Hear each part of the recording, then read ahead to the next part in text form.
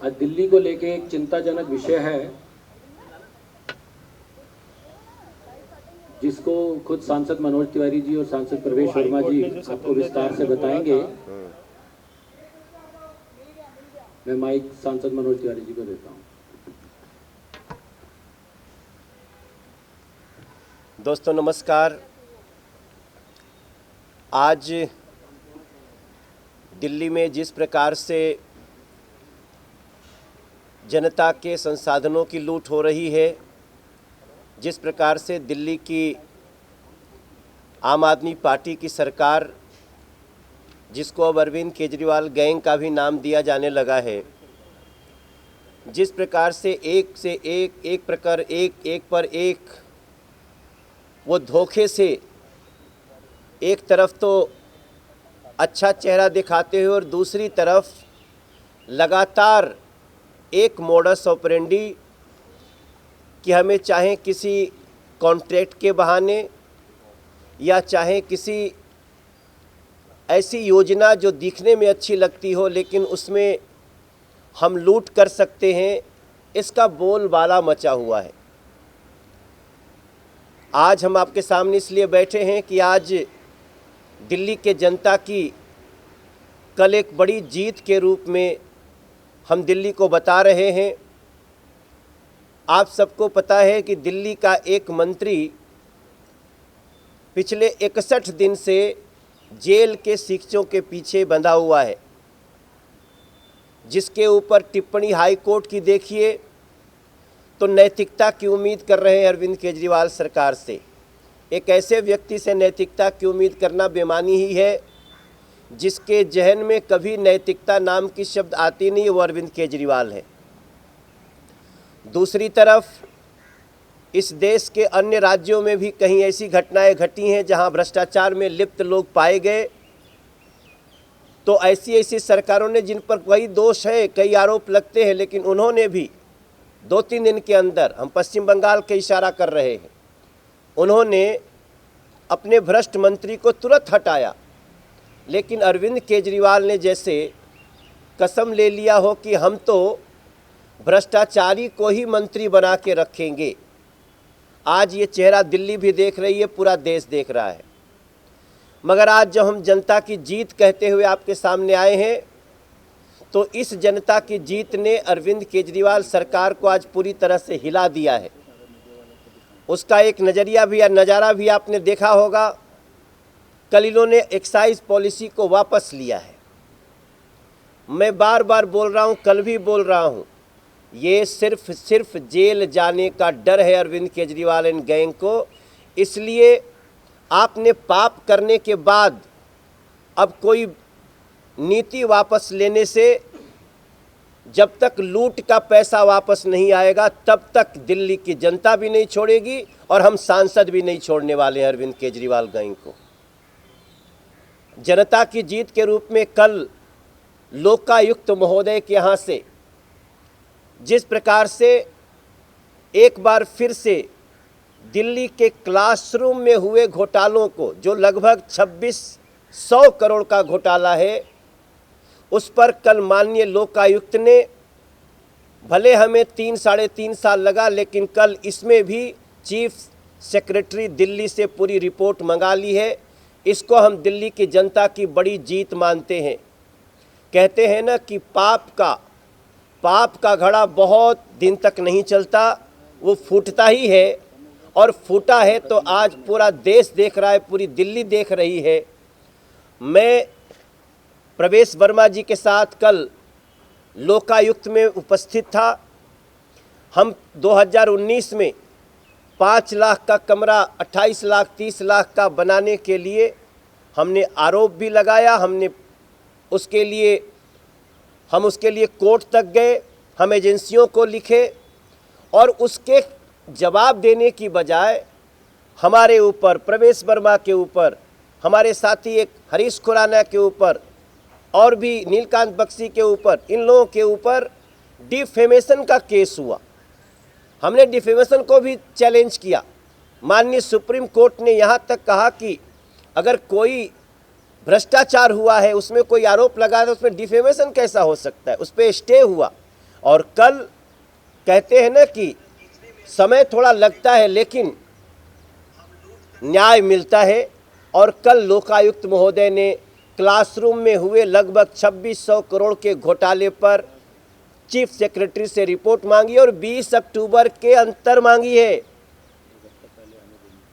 और मैं समझता हूं कि आज ये पूरा देश पूछेगा कि 5 लाख रुपए का कमरा जो कड़ी कुंडी का बनता है, जिसमें हम एक योजना भी बना रहे हैं, अभी आपको प्रवेश बताएंगे, नहीं 5 लाख का कमरा आप बनाते हैं 28 से 30 लाख में। इस देश में प्रधानमंत्री आवास बन रहा है। मैं आप मीडिया सबसे बोलूँगा कि आप जरा सा पता करिए कि प्रधानमंत्री आवास में 2 कमरों का आवास कितने का बनता है।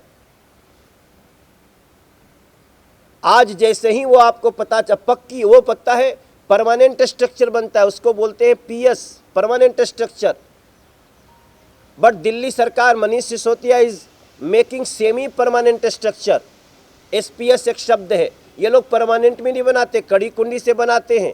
हम दावा करते हैं कि हम वो कमरा हम 5 लाख के आसपास, 5 से 4.5 से 5 लाख में बना के दिखा सकते हैं। लेकिन आज हमारा सिर्फ इतना कहना है कि चाहे आप एक्साइज पॉलिसी वापस लो, चाहे आप अपने भ्रष्ट मंत्री को जेल में रहने के बाद भी बनाए रखो, हम लोकायुक्त के इस निर्णय का स्वागत करते हैं। दिल्ली की जनता की जीत है और वो दिन दूर नहीं। मनीष सिसोदिया, आपको जेल जाना ही होगा इस पाप के लिए। और Arvind Kejriwal ji, you are the mastermind of this corruptions. आप भी बच नहीं पाएंगे क्योंकि ये देश कानून संविधान से चलता है। और आज हम जनता की इस जीत पे प्रसन्नता व्यक्त करते हैं।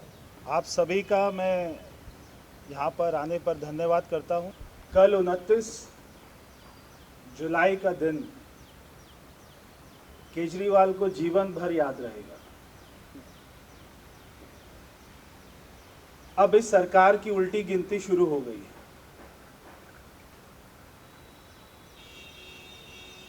जो दिल्ली में सरकार चल रही है वो एक दिल्ली की जनता का भरोसा जीत कर आई थी।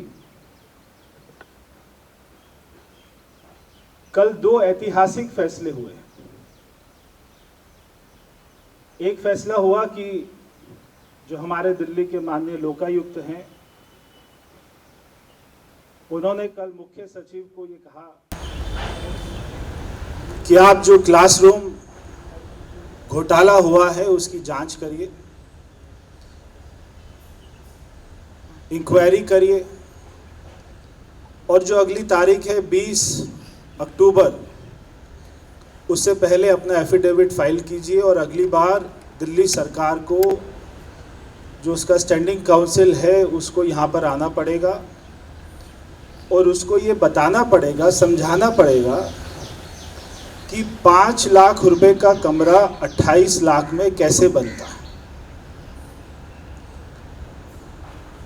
और एक कमरा नहीं बना, 12,000 कमरे ये लोग बोलते हैं कि हमने बनाए हैं। तो 12,000 कमरों को अगर हम 23 लाख रुपए से मल्टीप्लाई करें तो लगभग 2600 करोड़ का घोटाला सामने आता है। इन्होंने पेमेंट करी है 28 लाख रुपए। हम कहते हैं कि 5 लाख में वो कमरा बनता है। तो जो 23 लाख रुपए का गैप है ये कहाँ गया है, इसका जवाब आने वाले समय में दिल्ली के मुख्यमंत्री को, दिल्ली की जनता को देना पड़ेगा। और जब हम ये कह रहे हैं कि 5 लाख में कमरा बनता है तो हम उसको अगले मैक्सिमम 1 महीने में आपको दिल्ली की जनता को साबित करके दिखाएंगे। साबित कैसे करेंगे कि हम एक कमरा बनाकर दिखाएंगे कि जो दिल्ली सरकार ने कमरे बनाए हैं हम वैसा एक कमरा आपको बनाकर दिखाएंगे। और 2017-18 में, 2016 में जो स्टील का रेट था, जो ईंट का रेट था, जो सीमेंट का रेट था, रोड़ी बदरपुर का रेट था, वो भी लिखेंगे। और आज उन सारे वस्तुओं के क्या क्या रेट हैं वो भी लिखेंगे। और अगर उन्होंने 15 बाय 12 का कमरा बनाया है तो हम और बड़ा बनाएंगे, 15 बाय 20 का कमरा बनाकर दिखाएंगे। और हम ये बताएंगे, उसको प्रैक्टिकली ये साबित करके दिखाएंगे कि वो एक कमरा 5 लाख में कैसे बनता है। और उसी एक कमरे के पैसे दिल्ली का मुख्यमंत्री 28 लाख रुपया दे रहा है। ये एक बहुत ही बड़ी साजिश जो दिल्ली में रची गई है, कल वो जो है एक बहुत बड़ी जीत हुई है। मैं आपको संक्षिप्त में बताता हुआ क्या था। जब इन्होंने 2015 में इसका टेंडर किया, पहले इन्होंने एक बिल्डिंग का टेंडर किया, तो जो इन्होंने एस्टीमेट बनाया उसका बिल्डिंग का 5 करोड़ का एस्टीमेट बनाया। जब उसका टेंडर हुआ तो जो कॉन्ट्रैक्टर ने रेट डाला, तो जो सबसे लोएस्ट रेट था जिसको L1 बोलते हैं, वो आया 3 करोड़ रुपया, यानी कि 40% कम आया। तो यानी कि 2 करोड़ रुपया हमारा बच गया, सरकार का बच गया। तो उस कॉन्ट्रैक्टर ने 3 करोड़ में वो बिल्डिंग बनानी थी और ये कंडीशन थी कि 1 साल में वो बिल्डिंग बननी चाहिए। अब होता क्या है कि वो बिल्डिंग बनती है 3 साल में, तो उसको पेनल्टी लगाने की बजाय, उसका पैसा फोरफिट करने की बजाय उससे ये पूछा जाता है कि अब आपका कितना खर्चा हुआ टोटल। वो कहता है 3 साल में ये बिल्डिंग बनाने में मेरे 10 करोड़ रुपए लग गए। तो भाई तेरे 10 लगे या 15 लगे या 20 लगे, आपने तो 3 करोड़ का रेट डाला था, तो आपको 3 करोड़ में ही जो है बनाना पड़ेगा। तो दिल्ली सरकार उसको 10 करोड़ की पेमेंट दे देती है। और इसके बाद अभी सुनिए कहानी कहाँ शुरू होती है। जो दिल्ली के उप मुख्यमंत्री हैं और जो शिक्षा मंत्री हैं, और जो इस बार जो 10th का रिजल्ट आया उसके बाद में कहीं दिखाई नहीं दिए, क्योंकि 10th का रिजल्ट बहुत खराब आया दिल्ली सरकार का, तो वो अपने अधिकारियों को एक ऑर्डर करते हैं और वो ऑर्डर कोई राइटिंग में नहीं है, वो वर्बली ऑर्डर करते हैं। और उसमें मिनट्स में लिखा हुआ है मनीष सिसोदिया वर्बली ऑर्डर्ड कि अब जितनी बिल्डिंग बनेगी वो सारी 10 करोड़ में बनेगी। अब कोई नया टेंडर कराने की जरूरत नहीं है, इसके बाद कोई नया टेंडर कराने की जरूरत नहीं, क्योंकि हमने एक बिल्डिंग में 10 करोड़ दे दिए। अब जितनी बिल्डिंग बनाई है सारे 10 करोड़ में बना दीजिए। अब कोई टेंडर नहीं कराना, बिना टेंडर के दे दीजिए, जो भी कॉन्ट्रैक्ट लेने आए 10 करोड़ में उसको दे दीजिए। यानी कि रॉ मटेरियल का रेट सेम है, सारी वस्तुओं का रेट सेम है। आप 3 करोड़ के बदले में 10 करोड़ की पेमेंट कर रहे हैं, उसके बाद में टेंडर नहीं कर रहे। चलिए मान लिए स्टील का रेट थोड़ा बढ़ गया, तो आप नया टेंडर तो करेंगे। वो वाले टेंडर में दोबारा से 40% 50% कम रेट आएगा, उतने पैसे सरकार को बचने चाहिए, मगर उन्होंने रेट फिक्स कर दिया 10 करोड़ रुपया। कल एक बहुत ही महत्वपूर्ण दूसरा एक हमारी जीत हुई है, पूरी भारतीय जनता पार्टी की जीत हुई है, कार्यकर्ताओं की जीत हुई है, कि हमें ये दुख था और हमें गुस्सा था कि जब देश में कोरोना की सेकेंड वेव चल रही थी, दिल्ली में 23,000 लोग मर गए। उस समय दिल्ली का मुख्यमंत्री और दिल्ली का उप मुख्यमंत्री अपने कमरे में बैठकर नई एक्साइज पॉलिसी बना रहे थे कि घरों में फ्री होम डिलीवरी शराब की कैसी हो, हमारा रेवेन्यू कैसे बढ़े, 4-5 बिजनेसमैन को कैसे फ़ायदा हो, 300 करोड़ के जोन कैसे बांटे जाएं। ये सोच रहे हैं। दिल्ली की जनता कह रही है हमें ऑक्सीजन दे दो, हमारा बाप मर रहा है, हमारी माँ मर रही है, हमारा बेटा मर रहा है, हमें ऑक्सीजन दे दो, हमें कोई है हॉस्पिटल बना दो, हमें भर्ती करा दो, जो भारत सरकार ऑक्सीजन दे रही है उसके लिए ट्रक खरीद लो। मगर मुख्यमंत्री उप मुख्यमंत्री नई शराब की पॉलिसी बनाने में व्यस्त थे। उसी महीने में जो पिछले साल का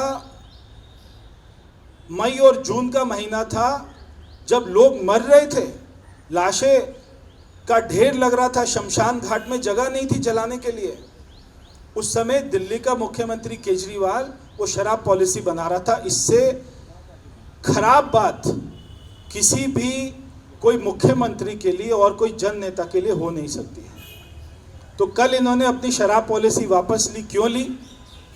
क्योंकि उनको डर है कि अभी एजेंसी और जाएगी खोदने के लिए और आपसे पूछताछ करेगी। जितना तुम चलाओगे उतना तुम मरोगे, क्योंकि एक एक जोन के आदमी से 20-20 करोड़ रुपया कैश लेते हैं। उस सारे पैसे को पंजाब के गोवा के इलेक्शन में यूज करते हैं। तो ये कल उनको पॉलिसी वापस लेनी पड़ी दिल्ली सरकार की। ये कल दूसरी हमारी बहुत बड़ी जीत है। और मैं यहाँ पर ये भी कहना चाहता हूँ कि हाई कोर्ट ने जो सत्येंद्र जैन के बारे में टिप्पणी करी है, दिल्ली के मुख्यमंत्री को थोड़ी बहुत अगर शर्म हो, वो अपनी बहन से सीख ले, ममता बनर्जी से। जहाँ पर उसके मंत्री के यहाँ छापा पड़ा तो 50 करोड़ रुपया से ज़्यादा कैश मिला, सोना मिला। कम से कम उसने हटा तो दिया। कम से कम अपनी बहन से सीख लो भाई। आप अपने मंत्री को हटा क्यों नहीं रहे?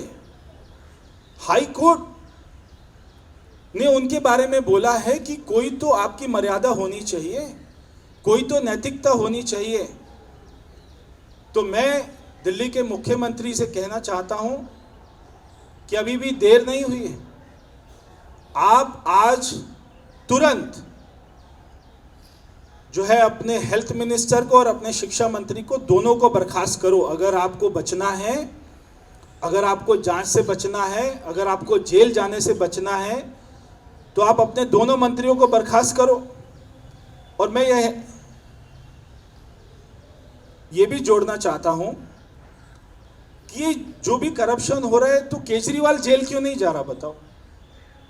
केजरीवाल जी जेल इसलिए नहीं जा रहे, वो देश का एक इकलौता मुख्यमंत्री है जिसके पास कोई विभाग ही नहीं है। तो सारे विभाग बांट दिए अपने मंत्रियों को। मंत्री खुश हो गए कि मेरे को 10 विभाग मिले, मेरे को 15 मिले, मैं शिक्षा मंत्री बन गया, मैं जो है स्वास्थ्य मंत्री बन गया। उनको ये नहीं पता था कि बेटा जेल जाना पड़ेगा। ये तुमको विभाग नहीं दे रहा, ये तुम्हें जेल दे रहा है, क्योंकि साइन तो तुम्हारे होंगे। केजरीवाल जी तो साइन नहीं करेंगे, साइन तुम करोगे तो जेल तुम जाओगे। अब मंत्री बनना है, मंत्री बने रहना है, तो साइन तो करना पड़ेगा। अगर साइन नहीं करोगे तो फिर कपिल मिश्रा की तरह आपको अपना छोड़ के जाना पड़ेगा मंत्री पद। तो अगर रहना है तो साइन करना पड़ेगा, और साइन करना पड़ेगा तो जेल जाना पड़ेगा। और जैसे ही कोई नाम आएगा तो तुरंत दिल्ली के मुख्यमंत्री कहेंगे हमने तो फाइल चेक करा ली है, कोई घोटाला ही नहीं है, हमारा मंत्री तो बहुत ही कट्टर ईमानदार मंत्री है। कट्टर भ्रष्ट मंत्रियों की फौज है। जो अली बाबा और 40 उनके वो थे फौज, ये सारे वो लोग हैं। तो आज हम आपको ये बताना चाहते हैं कि तुरंत आप देखेंगे कि वो दिन दूर नहीं है। और केजरीवाल जी तो अंतर्यामी हैं, वो तो एस्ट्रोलॉजर जो है ना बन चुके हैं कि उनको पहले ही पता लग जाता है उनका मंत्री कौन सा जेल जाने वाला है, तो पहले ही बता देते हैं। अभी जो है मनीष सिसोदिया का नंबर है, क्योंकि उन्हें मालूम है घोटाला हुआ है। तो अभी उनके एक एक मंत्री जेल में जाएंगे। और ये हमारी पार्टी की, हमारे प्रधानमंत्री मोदी जी, हमारे राष्ट्रीय अध्यक्ष जेपी नड्डा जी, हमारे गृह मंत्री अमित शाह जी, ये उन्होंने जो हमको एक सही रास्ते पर चलना सिखाया है, पूरी पार्टी को जो उनका निर्देश है, ये आज उसकी बहुत बड़ी जीत है। आप सभी का बहुत बहुत धन्यवाद। और 2 लाइन की बात है कि चाहे जितना जोर लगा लो, चाहे जितनी जुगत लगा लो, चाहे भ्रष्ट मंत्री को तुम जो जेल में सजा, जेल जाने से मनीष सिसोदिया हो, अरविंद केजरीवाल जी, आपको भी कोई बचा नहीं पाएगा। विभागहीन होने से जिम्मेदारी नहीं जाती है, आपको भी जाना ही होगा। हाँ, थोड़ा सा देर लगेगा, बच कोई नहीं पाएगा जो भ्रष्टाचारी होगा। मनोज जी, प्रवेश जी, अभी जब आप यहाँ पीसी कर रहे हैं, मनीष सिसोदिया की भी पीसी चल रही है, वो 2 मॉडलों की बात कर रहे हैं, गुजरात की जहाँ पर शराब पीने से रोक रहे हैं, और दिल्ली वो बता रहे हैं कि नई पॉलिसी के बाद 1.5 गुना ज़्यादा रेवेन्यू मिला दिल्ली सरकार को। और बीजेपी के लोगों को, वेंडर्स जो उनके जिनको पहले फ़ायदा पहुँचाया जाता था, वो नहीं पहुँचाया गया है। इस वजह से बीजेपी नई पॉलिसी को फेल करने में लगी। सिंपल सी बात है कि सरकारें जब भी काम करती हैं तो उनको जवाबदेह होना पड़ता है। इन सारे कार्यों में जो भ्रष्टाचार हुआ है, हमारा इशू वो भ्रष्टाचार है। हम ये थोड़ी चाहते हैं कि स्कूल का कमरा मत बनाओ। आपने तो कहा था 500 नए स्कूल बनाएंगे, कहाँ है एक नया स्कूल? आपने कहा था हम 20 नए कॉलेज बनाएंगे, कहाँ है 20 नया कॉलेज? एक भी नया कॉलेज नहीं। जो स्कूल थे उसमें भी 2-3 बंद हुए हैं, 15-16 गिरने वाले हैं। अब आप कमरा बना करके जो अभी प्रवेश जी ने जो आपको रिपोर्ट दी है, उसके आधार पे कौन बच सकता है? हमारा इशू है काम होना चाहिए, मगर काम ना करके सिर्फ भ्रष्टाचार करोगे और आप देश के किसी और स्टेट की तुलना करोगे तो हम आपको भ्रष्टाचार करने के बाद छोड़ने वाले नहीं। रेवेन्यू भी कम हुआ है, ये कह रही थी ना, रेवेन्यू कम हुआ है। देखो, आपने एक बात कही ना, इन 5 years Delhi excise revenue slid by 567 crore. ये मैं मीडिया की ही रिपोर्ट दे रहा हूँ। 567 करोड़ रेवेन्यू घट गया। कौन सा रेवेन्यू बढ़ा रहे हो दिल्ली की?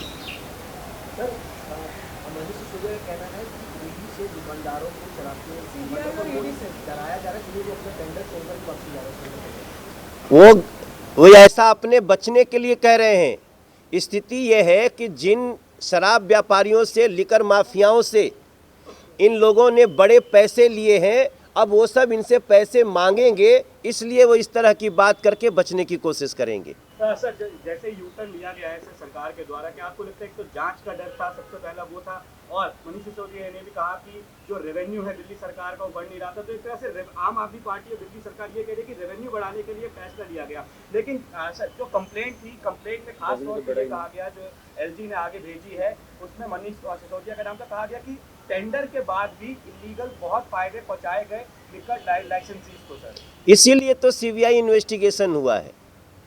तो धन्यवाद है माननीय एलजी का, जिन्होंने ये स्टेप उठाया और सीबीआई इंक्वायरी शुरू होते ही, मतलब शुरू भी क्या, अभी तो खाली रिकमेंड हुई, तभी महान ज्योतिषाचार्य अरविंद केजरीवाल के द्वारा ये कहना कि मनीष सिसोदिया जेल जाने वाला है। हम तो हैरान रह गए, ये कौन सा विद्या पढ़ के आए हैं कि अभी इंक्वायरी रिकमेंड होती है और इनको पता चल जाता है कि इसमें कौन जेल जाएगा। देखिए साहब, इसका जांच होने दीजिए। इनके एक्साइज पॉलिसी वापस लेने से जांच तो नहीं रुकेगी। If there is a big corruption, that should be investigated. Aam Aadmi party ये भी आरोप लगाती रही है कि बीजेपी अपने गिरेबान में भी छाप कर रहे थे। सरकार को खजाने को नहीं भरपाई कर लोगों की मौत हो जाती है, जो कि गुजरात में भी ड्राइव थे। देखिए, गुजरात में जो घटना हुई है बहुत दुखद है। हम बहुत शॉक्ड हैं और हम गुजरात सरकार ने उस पर बड़ी जांच बिठाई और हम चाहते हैं उसकी बड़ी से बड़ी एजेंसी से जांच हो। पर एक इंडिविजुअली मुझे ऐसा लगता है, प्रवेश जो भी इस पे विचार रखें, मुझे ऐसा भी लग सकता है कि जितनी गिरी हुई हरकत अरविंद केजरीवाल एंड गैंग करते हैं, इतने लंबे गुजरात सरकार के टेन्योर में कभी इस तरह की घटना नहीं हुई। अरविंद केजरीवाल के जाने पे ही ऐसी घटना क्यों होती है, इसकी जांच होनी चाहिए। अरविंद केजरीवाल गैंग का भी इसके पीछे साजिश हो सकती है, ऐसा मेरा मन कहता है। प्रवेश जी, एक जो शराब की पॉलिसी है, 100% आज आपके साथ है। अभी हमारी पूरी पार्टी इसको प्लान करके हम लोग गली गली जा कर के बताएंगे कि कितने बड़े बहुरूपिये हैं, जो सामने तो दिखाते हैं बहुत अच्छा, मगर अंदर से रोज जनता को लूट रहे होते हैं। सर, एक जो शराब की पॉलिसी है, पहले 23 साल के युवा को शराब लेने का था, इन्होंने घटा के 21 साल कर दी गई है, इसका विरोध कर रहे हैं हम जो भी पॉलिसी है, हम उसका पूरी पॉलिसी का विरोध कर रहे हैं। चाहे वो युवाओं की एज घटाने की बात हो, चाहे वो रात को 3-3 बजे तक ठेके खोलने की बात हो, चाहे पिंक बार बनाने की बात हो, पिंक ठेका बनाने की बात हो, चाहे हमारे बच्चों को कैसे शराब पीनी चाहिए उसका ट्रेनिंग देने की बात हो, हम इस पूरी पॉलिसी का विरोध कर रहे हैं। और अगर ये पॉलिसी खराब नहीं होती तो अरविंद केजरीवाल कभी इसको वापस नहीं लेता। कल उसने इसको वापस इसीलिए लिया क्योंकि पॉलिसी खराब थी, इसमें बहुत बड़ा घोटाला था। अगर पॉलिसी ठीक थी तो उसको इसके ऊपर में अड़े रहना चाहिए था।